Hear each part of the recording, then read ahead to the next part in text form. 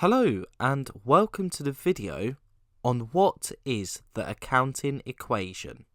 Accounting is based on a simple principle which is known as the accounting equation. Let's assume that our friend Red wants to start a business and that initially all of the money put into the business is provided by the owner, or in other words, Red. This money will be spent on a range of resources for the business. Therefore, resources in the business equal to the sources of finance put in from the owner, or Red. We can simplify this further by assets equals capital.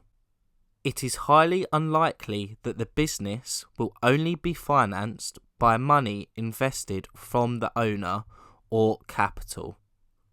The business will seek funds from other individuals or groups who are external providers of finance. And these funds are known as liabilities. As a result, the accounting equation can now be shown as assets equals capital plus liabilities. Thank you for watching. We look forward to seeing you in another video.